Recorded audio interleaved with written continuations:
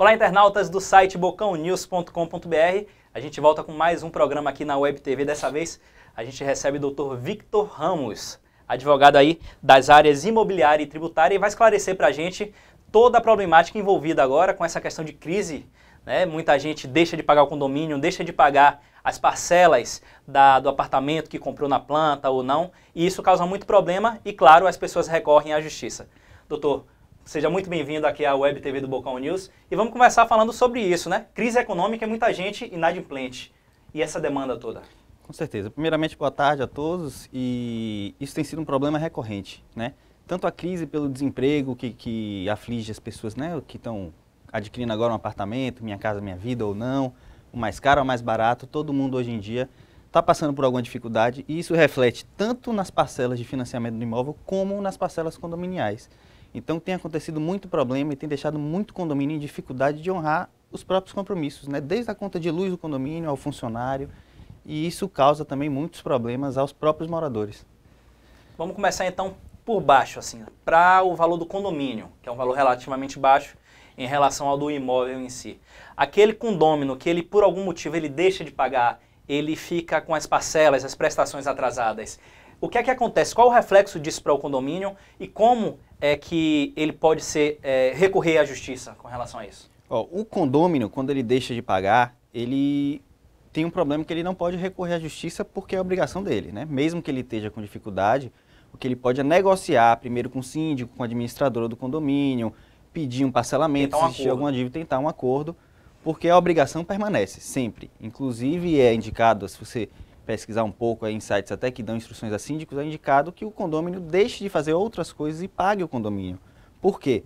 Quando um condômino, ou dois ou três, quanto mais, né, pior a situação, deixa de pagar o condomínio, aquele problema reflete nele mesmo. São criadas taxas extras, aumenta a taxa condominial, e aí o problema dele vira uma bola de neve. Ele não consegue pagar hoje e vai ficar mais difícil ainda pagar futuramente. Além da taxa do condomínio, ele vai passar a dever outras taxas, então? Sim, porque o condomínio tem que quitar as dívidas dele com a Coeba para não faltar luz no condomínio, o elevador continuar funcionando. Então o condomínio vai ter que achar uma forma de achar dinheiro. E então vai criar essa taxa extra, vai aumentar a taxa, quem está pagando vai pagar mais e quem não está pagando em um determinado momento vai ter que quitar essa dívida. Certo. E aí vai ter um problema ainda maior. É melhor então parar um pouco, se apertar um pouco e tentar quitar a taxa condominial. Além do mal-estar que causa... Além do mal-estar, com certeza. Mas aí no caso, o condomínio em si, ele pode tomar alguma providência com relação a esse condômino, entrar na justiça? De que forma isso pode ser resolvido? Certo. O condomínio, aí sim, ele tem armas para correr atrás dessa verba e evitar, inclusive, o aumento das taxas. Quais são elas? Primeiro, ele tenta uma negociação amigável, inclusive uma determinação legal, que ele tem que notificar por escrito, falar qual é a dívida, o que é que está acontecendo, quantos meses são, quais são os meses que estão em aberto. Tentada essa negociação, o condomínio não pagou, por qualquer motivo que seja, aí o condomínio pode passar a ingressar na justiça, inclusive hoje em dia, pode ingressar nos juizados especiais, que é um processo mais célere, que não envolve pagamento de custas iniciais, etc., para cobrar. Quanto tempo para a resolução no caso dos juizados especiais? Condomínio hoje, a depender do juizado, que tem uma pequena variação, mas eu diria que uma média de 1 ano está resolvido. Um tempo relativamente curto. Curto. Para a justiça é bem curto. Então, só que aí o que é que acontece? Se o condomínio deixa chegar a esse ponto, ele pode sofrer uma penhora na conta dele, ou até no carro, a depender do valor, e é pior do que ele sentar com o condomínio, até mesmo no processo, e tentar um acordo, que é sempre o melhor ambiente para todos, né? Inclusive para evitar, como você falou, o desgaste dentro do próprio condomínio. Certo. Agora vamos passar para a parte mais cara, que seria da aquisição de um imóvel. Muita gente em períodos passados aproveitou a boa fase que o país vivia para comprar um imóvel, principalmente na planta. Salvador, a gente passa aí por algumas avenidas e tem dezenas de condomínios, de prédios sendo erguidos. E muita gente também agora está sem dinheiro para pagar as parcelas e até antes de quitar o imóvel tem que pagar certa porcentagem, 20%, se eu não me engano, sim, a poupança, não é isso? Isso. E essas pessoas que não conseguem mais arcar com essas despesas, o que é que elas devem fazer? Elas têm algumas opções, né? A primeira delas, que não é provavelmente a que todo mundo quer, é fazer o distrato. O distrato vai incidir algumas taxas administrativas, porque teve o problema da venda, a elaboração de contrato, que você vai ter que deixar com a construtora, salvo se a construtora também tiver descumprido o contrato, por exemplo, com atraso. Se houve atraso, você pode distratar, independente do motivo, sem efetuar o pagamento de nenhum tipo de taxa, porque eles também descumpriram o contrato, né? A outra solução é também tentar um acordo. Sim. O grande problema que pegou muita gente de surpresa foi o aumento da inflação recente, que aí a parcela que fica em aberto, que vai para o financiamento, muitas vezes dobrou de valor, né? Em 3, 4 anos, a correção desse valor, daquele dia que você assinou o contrato até o dia de quitar, as pessoas ficaram sem limite para conseguir de crédito, conseguir o financiamento, ou ficaram sem dinheiro, sem reserva financeira, e aí não tem como pagar. Aí tem que decidir, ou destrata, ou tenta uma negociação, migra para um outro empreendimento da mesma construtora de valor inferior. Para tentar adequar... Tentar adequar a condição financeira que ele vive naquele momento. Certo, mas no caso do distrato, o senhor falou sobre algumas opções superficialmente, mas vamos entrar nessa seara, uma pessoa que ela tenta adquirir um condomínio e não consegue quitar esse débito, ela pode pedir esse distrato. Qual o valor? Né? Tem um valor exato, uma porcentagem que ele perde nesse distrato? Como é que funciona isso? O distrato, se a construtora cumpriu o contrato perfeitamente até ali e ele pede o distrato, varia muito de construtora, mas eu diria que uma média de 15% a título de taxas administrativas. 15% do valor do imóvel? Do valor que ele já pagou. Então, se ele pagou 100, ele vai receber 100 menos 15, né? Sim. Varia ali, tem 15, 25%, às vezes 10, mas 10 já é poucas construtoras aplicam esse tipo de taxa, normalmente é mais elevado. E se for abusiva, obviamente 25 já é uma taxa que beira o abusivo. É elevado, então né? Também é possível se discutir isso na justiça. Que há uma taxa, porque a consultora de fato teve custos para operacionalizar aquela venda. Mas não pode ser abusiva. E se for abusiva, se o consumidor entender que está sendo lesado, ele pode ingressar também na justiça para combater essa taxa. E qual o período que esse comprador do imóvel ele vai ter para reaver o dinheiro que foi investido? Se eu entendi bem a pergunta, seria, ele desistiu agora, quanto tempo a consultora tem para devolver ele? Com desconto, claro. Há consultoras que tentam fazer com que a devolução do dinheiro ocorra na mesma quantidade de parcelas que foi pago. Sim. Se o consumidor aceitar, ok, mas ele não precisa aceitar. A consultora, em tese, ela tem 30 dias para devolver a totalidade dos valores que já foram desembolsados pelo consumidor. Então, fechou o distrato hoje, assinou o distrato, a consultora vai ter 30 dias para devolver. Se você pagou 20 mil ser devolvido, corrigido, né, atualizado monetariamente na conta do distratante, do consumidor. E quando isso não ocorre? Quando o cliente da construtora ele tem uma dificuldade para receber esse dinheiro, por mais que ele esteja disposto a pagar a porcentagem cobrada, o que é que ele deve fazer? Quando ele tem dificuldade, aí realmente, primeiro é tentar negociar, mas se ele já está com a dificuldade de receber, a negociação não vai funcionar. Então aí seria ingressar mesmo na justiça e efetuar todos os pleitos cabíveis aí, desde a discussão da taxa, a devolução do valor, a correção monetária correta, juros se for o caso, se estiver previsto em contrato, etc. Tudo bem, a gente conversa aqui com o advogado Victor Ramos, ele é especialista nas áreas imobiliária e tributária e está explicando muita coisa para a gente aqui com relação a imóveis. Se você quer adquirir um imóvel, uma casa, um apartamento e não está podendo pagar, ou você que já está em um apartamento novo e que está tendo problemas para o pagamento das taxas do condomínio, a gente está esclarecendo todas essas dúvidas. Agora, doutor, o Minha Casa Minha Vida trouxe um boom, né, imobiliário, digamos assim, para residências de baixo custo, né, com valor menor para que se pague, mas também com essa crise muita gente tem tido problemas para arcar com essa despesa, por mais que seja menor. Uhum. Essas pessoas, elas podem procurar uma solução como? Da mesma forma, porque o grande problema do Minha Casa Minha Vida é que, apesar do valor ser menor, a renda das pessoas que o adquiriram também é menor. Então, a inflação, que foi o maior problema aí na correção do valor dos contratos, é ainda mais dolorosa para quem tem a renda inferior. Então, o problema com Minha Casa Minha Vida realmente foi bastante intenso e ainda é, mas a solução é a mesma, é efetuar o distrato, é migrar para um outro empreendimento, procurar a justiça se entender que algum direito foi desrespeitado pela consultora responsável pelo projeto, eventualmente discutir a taxa de juros se for abusiva, né, se estiver fora do que foi acordado. E a solução é basicamente essa. Se não conseguir ali amigavelmente sentar com a construtora e resolver, fazer um acordo, aí não resta outra solução, infelizmente, a não ser a justiça mesmo. Aí, nesse caso, existe um juizado especial? Como é que a pessoa que está em casa, que tem essa dúvida, ela pode proceder nesse caso? Se você for efetuar o distrato, não há como ingressar em juizado especial. Por quê? Porque o juizado especial tem um limite de valor de casa, que são 40 salários mínimos. Normalmente, esses apartamentos, ainda que de valor reduzido, ultrapassam esse limite. Então, teria que ir mesmo para a justiça comum, que é mais demorada. A não ser que o valor em discussão, ou seja, por exemplo, o valor específico que vai ser destratado, aquilo que o consumidor já pagou, seja inferior aos 40 salários mínimos. Aí ele pode sim ir no juizado, que vai ser muito mais célere, vai ser muito mais barato e vai ser muito mais eficiente, inclusive. E na justiça comum, quais os trâmites e quanto tempo em média demora para que um caso desse seja julgado? Olha, a justiça comum baiana, sem um acordo, né, se ela for até o fim, dura aí pelo menos 5 anos. Pelo menos 5 anos. Então, em 5 anos o que acontece é que você já está morando em outro lugar, você já vendeu aquele apartamento, quando você vai ter uma decisão judicial. A solução é tentar, por meio de um pedido liminar, que é uma decisão que o juiz dá de forma mais imediata, solucionar aquilo ali. Então, impedir que a construtora inscreva o nome do consumidor no Serasa, até que a solução seja, né, definitiva, ou determinar que se deposite em juízo para garantir que aquele valor vai estar ali à disposição do consumidor futuramente. Mas isso é um pedido liminar que pode ou não ser aceito pelo juiz. Normalmente a depender da situação. Mas a conclusão definitiva da causa aí é de 5 anos em diante, se for na justiça comum. E geralmente essa conclusão, ela favorece o cliente?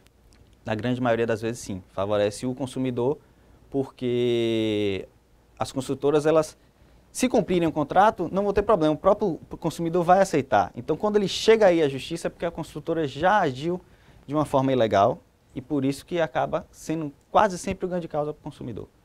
Tranquilo. E agora, quais as principais demandas da área imobiliária nesse período? Nesse período tem sido distrato, atraso de obra tem sido também muito recorrente. Né, a quantidade de pessoas que sofreram tendo que pagar aluguel e parcela de apartamento, tendo que pagar depósito para guardar os móveis que já havia adquirido, tendo que pagar multa porque havia contratado a compra de eletrodomésticos e tal e não recebeu. Tem discussões também sobre o ITIV, o pagamento do ITIV, que é a prefeitura que se refere, né, à transferência do imóvel. Então, quando você adquire o imóvel da construtora, para você transferir ele para o seu nome e poder morar, você tem que pagar o ITIV. A prefeitura também, em 2014, emitiu um decreto que está sendo discutido na justiça, que ela antecipou o pagamento desse imposto, que pesa muito no bolso dos consumidores. Então, basicamente, eu diria que esses são os 3 assuntos que envolvem esse tema que são mais recorrentes atualmente. No caso do ITIV, ele vale para imóveis novos ou também já usados? Toda transferência, inclusive os usados. Então, você adquiriu, alguém está te transferindo aquele bem, você deve pagar um imposto para que ele seja transferido para o seu nome. Né? Qual Transferiu é o cálculo após desse imposto? 3% do valor do imóvel. Tanto para novo quanto para usado? Tanto para novo quanto para usado. Então, não é um valor desprezível, é um valor considerável.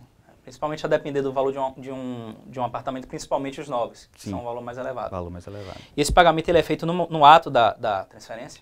Aí que começa a discussão. A prefeitura quer que ele seja pago no momento da compra. Mesmo que o apartamento deva ser entregue daqui a 3, 4 anos, ele quer que seja pago no momento da assinatura do contrato.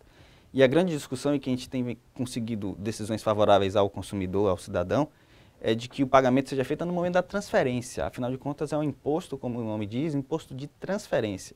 Então, recebido o imóvel, vai sair do nome da construtora ou do dono anterior para o novo, o imposto deve ser Na entrega pago. das chaves. Na entrega das chaves. Essa especificidade de ser pago no início é de Salvador ou outras cidades, outras capitais já? Outras cidades trabalham? aplicam sim, mas Salvador fez isso bem recentemente por meio do decreto de 2014 da prefeitura, que determinou, inclusive, a aplicação de multas para quem não pagasse dessa forma. Quem pagou multas, juros, etc., mesmo antes de ter recebido o imóvel, pode pedir esse valor também de volta na justiça. Certo. E esse pagamento dessa taxa de 3%, referente ao ITIV, ele é pago de que forma? Pode parcelar, ele paga à vista? Como é que funciona? Em geral, à vista. Né? Se você pagar antecipadamente, você consegue parcelar por meio do uso lá das especificações da Procuradoria e da Secretaria da Fazenda, da Prefeitura. Você consegue parcelar até o momento do recebimento do imóvel. Certo. Mas a partir do momento que você vai transferir o imóvel para o seu nome, já tem que estar quitado. Você pode parcelar se você começar a pagar antes. Mas se você deixar para pagar no momento, aí você tem que pagar à vista. Agora, a Justiça tem decidido como com relação a esses casos? Obviamente tem muita gente recorrendo, né? É uma determinação nova da Prefeitura. As pessoas que recorrem sobre esse pagamento, que querem postergar, eles estão conseguindo na Justiça? Como é que está funcionando isso? O parcelamento não. O parcelamento realmente tem funcionado, inclusive com a autorização da Justiça, digamos assim, só dessa forma que eu narrei. Você começa a pagar antes e no dia que você vai transferir, o ITV já está quitado. Agora, quem vai pagar à vista no momento da transferência, aí se a Prefeitura cobrou antes, efetuou qualquer tipo de cobrança anterior, lançou com multa e juros no momento que ele foi pagar, aí isso sim é discutível E a justiça tem dado ganho de causa, sim, aos consumidores, aos cidadãos. Então, pelo que eu estou entendendo, o consumidor ele pode permanecer nesse processo de compra, mesmo sem pagar esses 3%? Ele compra, assina o contrato, paga a poupança dele, vai aguardando, e mesmo que a prefeitura cobre, ele pode ficar sem pagar. O ideal é que ele, já quando sofrer a primeira cobrança da prefeitura, ele ingresse na justiça combatendo aquilo. Sim. Mas se ele não fizer, no momento que ele for transferir, que a prefeitura apresentar lá o documento de cobrança com multa e juros, ele aí pode discutir antes de pagar ou pagar e pedir de volta. Certo. São duas opções, vai depender até da disponibilidade financeira. Essa discussão a que o senhor se refere é com a prefeitura, já é na justiça? É na justiça, você pode tentar com a prefeitura, mas o entendimento da prefeitura ele não é muito maleável, é aquele e ponto. Então, normalmente se ingressa na justiça para conseguir uma autorização do juiz para mudar a forma de pagamento, digamos assim. Certo. Agora vamos falar no assunto que o senhor tocou aqui, atraso em obras. Né? A gente, inclusive aqui do site Bocão News, recebe muita demanda com relação a isso. Uma construtora que promete entregar uma obra em tal data e acaba não entregando. Tem um caso específico, e eu não vou citar o nome da construtora, tem uns 15 dias que a gente recebeu uma denúncia de que a obra já estava atrasada, e aí eles deram um novo prazo, porque segundo o representante da construtora, no próprio contrato vem dizendo que eles dão um prazo, mas que no contrato diz que esse prazo pode ser prorrogado por mais 6 meses, algo desse tipo. Já estava vencendo o segundo prazo, estava para ser entregue o apartamento e não tinha tubulação de água, ou seja, a Embasa ainda não tinha feito a ligação. E ficou aquele jogo de empurra, a Embasa dizendo que a culpa é da construtora e a construtora colocando a culpa na Embasa. Então vamos por partes. Primeiro, com relação a atraso na entrega de uma obra. Como é que o consumidor ele pode recorrer à justiça para que esse problema seja resolvido e cobrar, no caso da construtora, os valores que ele está pagando, né? Porque sim, ele não está no imóvel, ele deve estar pagando aluguel ou está morando de favor, de alguma forma ele está sendo prejudicado. Com certeza. Como é que ele pode recorrer a isso? O primeiro que mais se discute é, não só, se ele estiver pagando aluguel, ele tem que receber esse aluguel de volta, porque ele já deveria estar ali na casa própria.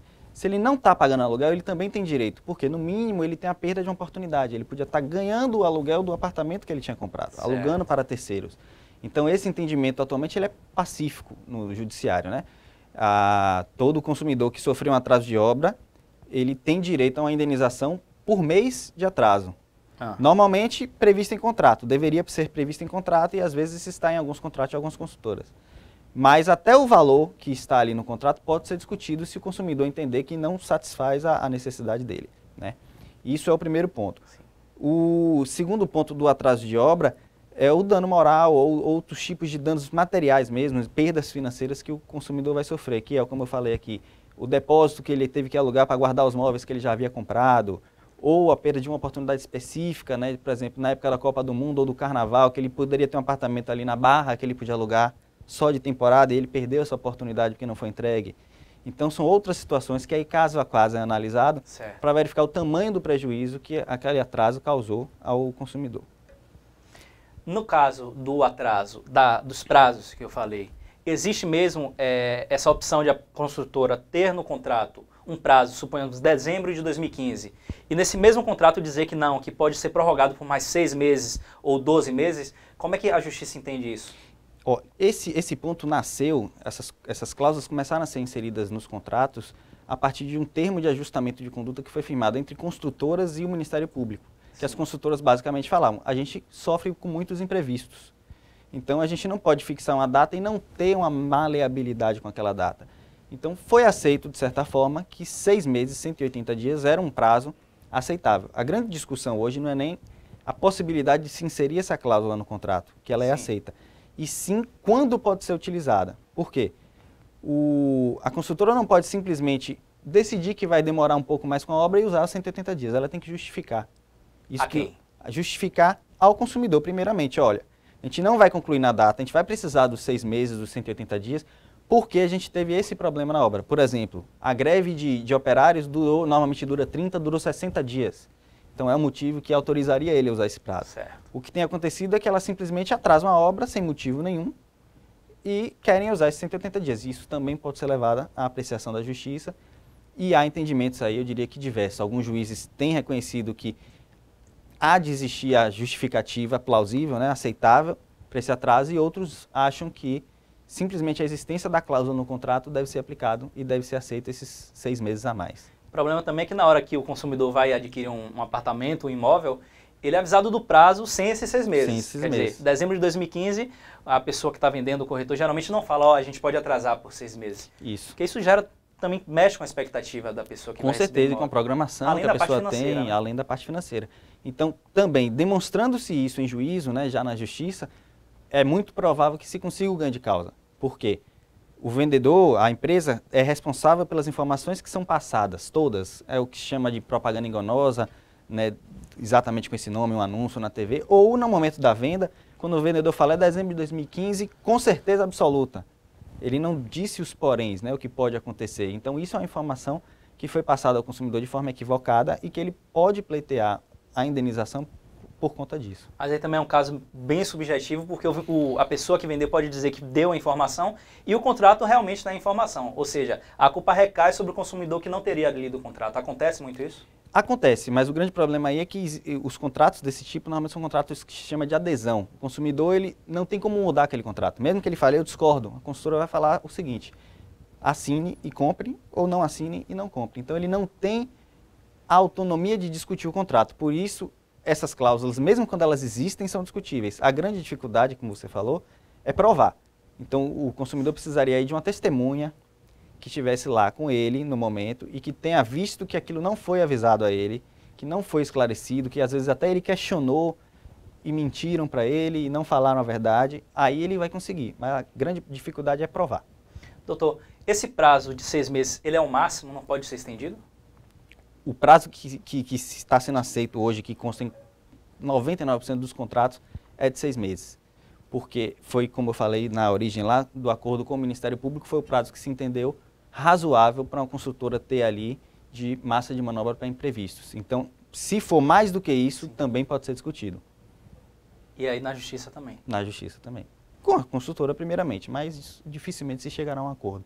Por isso que eu digo que seria mais na justiça mesmo.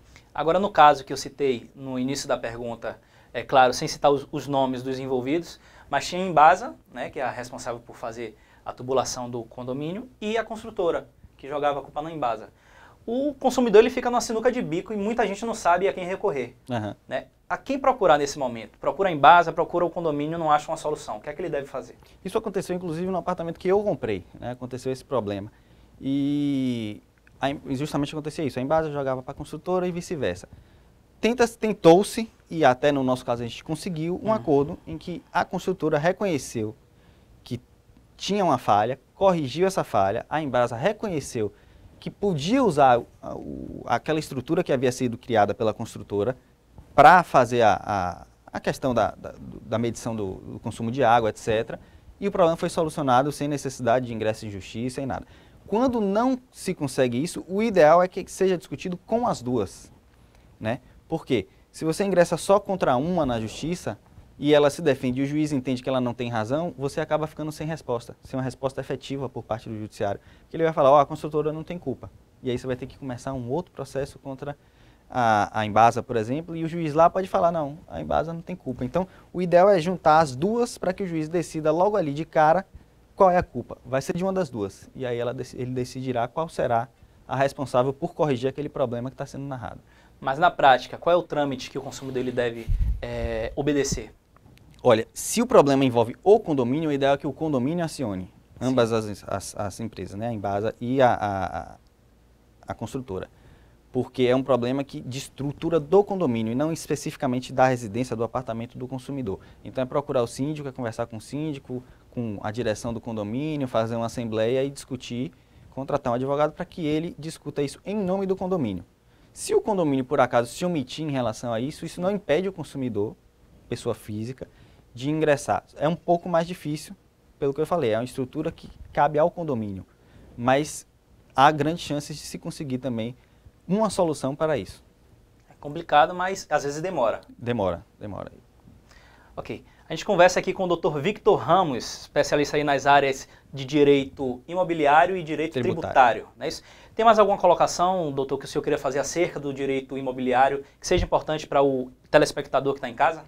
Olha, eu gostaria de falar do primeiro assunto que conversamos sobre inadimplência dos condomínios, que está bem em voga, né? Que está bem crescente, que existem hoje algumas soluções que, além da cobrança judicial, existem empresas administradoras de condomínio que fazem um programa chamado Inadimplência Zero. Então, eles assumem a responsabilidade por cobrar os condomínios. Isso ajuda muito o síndico, que não precisa se preocupar em ficar cobrando cada um dos condôminos, e evita também o desgaste do síndico como pessoa física. Isso não significa que o inadimplente não vai ser cobrado, ele vai, mas pela administradora que assume essa dívida. É uma terceirização. É uma espécie de terceirização da cobrança, exatamente.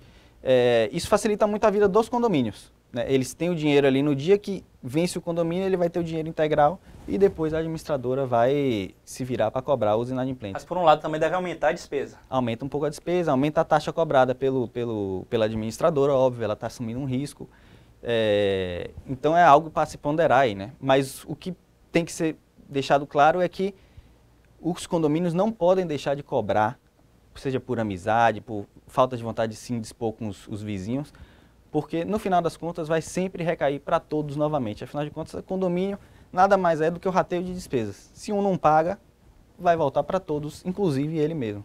E nesse caso, a coletividade, como sempre, tem que prevalecer. Tem que prevalecer. Tá ok, então, doutor. A gente agradece a participação do senhor aqui. O senhor é de qual escritório? Eu sou do Ramos Groba Ferraz. Bacana. Então, a gente fica aqui com mais uma edição da Web TV do Bocão News. A gente volta em outra edição esclarecendo os principais assuntos aí da semana, aqui direto de nossa Web TV.